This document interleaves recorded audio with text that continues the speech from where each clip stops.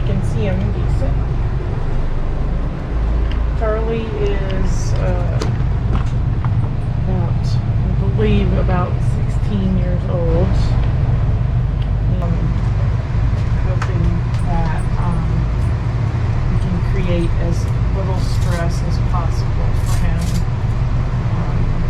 There's these little booties so he can get traction on surfaces and such, because he's having a hard time walking around and whatnot. I don't know if y'all can see that, but if I can find them on Amazon, I'll put a link in the description. But anyway, this video is going to be a lot about how I handle him, because he is very elderly and he's blind, and a lot of groomers find this difficult.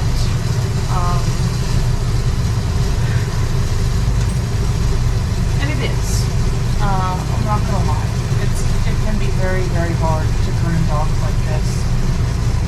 It's hard on them. It's hard on us. But it still has to be done. You still have to get a haircut. And no vet wants to sedate a 16-year-old dog to have them groomed if it's just anxiety and that kind of thing. But anyway, as you can see, I'm mobile. So this can be done in a salon too, in a salon setting. Sometimes it might be a little bit easier because you can, instead of blow drying them, you can put them in a crate with a fan or by the dehumidifier. So when they freak out about, start having what some people call dryer seizures or, freak out attacks when you do certain things, you can take a break. But I think for him, it would probably be a worse situation. For me, I just like to do him straight through as quickly as possible. I no longer blow dry his head. You'll see I just put a happy hoodie on him. We also used to do like a little bit of a fancier haircut, if you want to call it that. He used to get his legs a little bit longer than his body. He also has Cushing's, so you may notice in some other parts of the video that he's got a big bald spot right here. He's also got a tumor on his tail that we have to be careful of, and he's also doing the typical older dog thing where when you get near their butt or their backside, they just flop down. So I try to do that as quickly as possible, and when I have to groom around that area, you'll notice that I will put him in, I don't put him up in the hammock, but I do have a big wide strap that I use to go around his belly, and I try to leave it on him as short of a time as possible, so that we're not putting any pressure on his organs or anything, but I do need kind of a helping hand to, they start to freak out about all kinds of things, and you just kind of have to work around it. Also, one of the reasons why I like my recirculator, since I started using a recirculator, because it dilutes the shampoo, even if they do get a little bit in their eye or in their mouth or what have you, it doesn't make them sick, and it doesn't cause a corneal burn because it's already diluted. And so that's one of the reasons that I like to use my recirculator for pretty much everything, because it does, for me, it's a safety thing. I am all about safety for me and safety for the dog as much as possible. So when I do put the belly band on him, I put it, we call it a belly band. Some people call it a belly band, some call it a foot strap, some people call it, I don't know. But I put it, I try to put it up here, like right on the back side of his rib cage, because he's also had a back and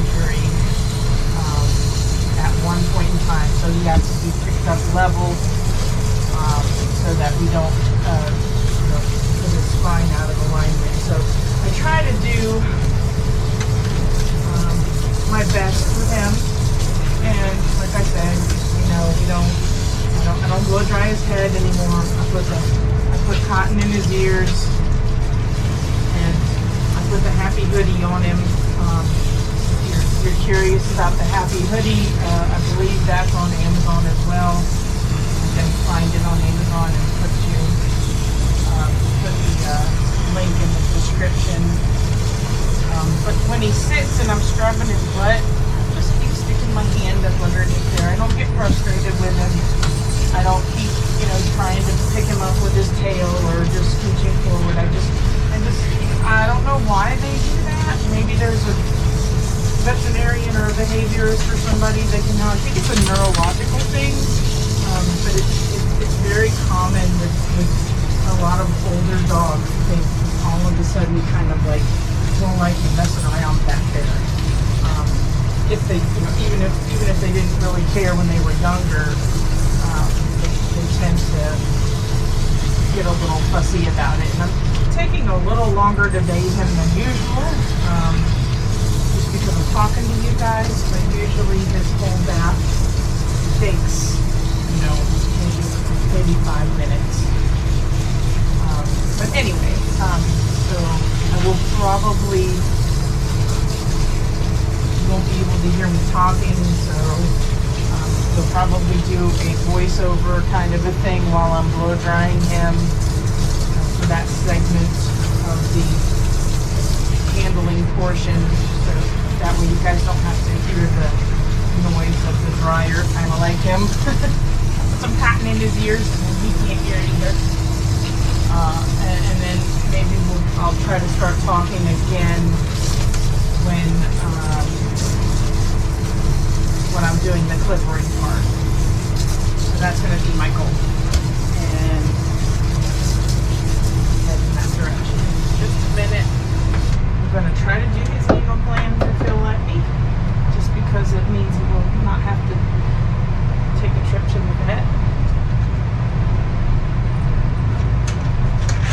You don't really need to be done, so I'm not going to worry about that.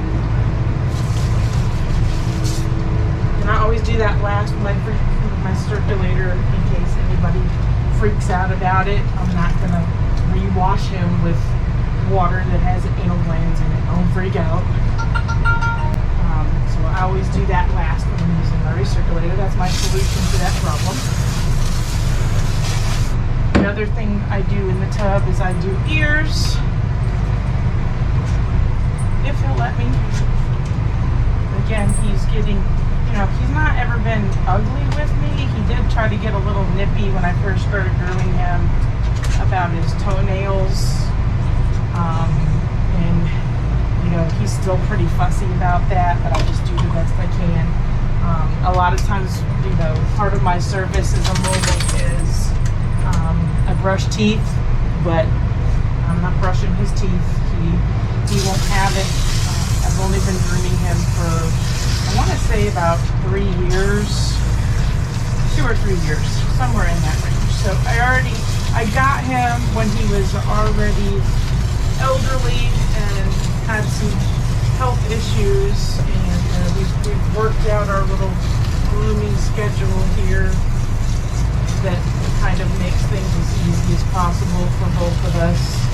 The other thing I do is, and you might want to consider this in your salon or your mobile or what have you, it depends on your modus operandum, but I like to do these dogs at the end of the day. One of the reasons that I do that is because they take a lot of mental energy, and some people may be better doing that first thing in the morning and getting it done, or you may be like me where I like to do it in the evening, because if something does happen or he needs to take some, I need some extra time with him because he has a seizure or whatever it may be, then I'm not running an hour late for the rest of the day. So I do, that's my reasoning for that. He's going to kind of freak out here. He doesn't like me rinsing his face, but, and he decided to try to hit me today. So, I'm just just going to try to come from the back as easy as possible so I don't get it up his nose or in his ears. And I'm just going to keep moving forward because he's never actually bitten me. He's one of those, if you're an experienced groomer, you'll know what I'm talking about. He's one of those that, like, it's almost like a reaction. He opens his mouth like that. And it's not even, he's never actually clamped down or actually bitten me, so I'm not afraid of him. But again, that's something you have to be aware of, and it's something you have to understand, that dogs that get older like this and have health problems, sometimes they might actually bite you. You have to be prepared for that.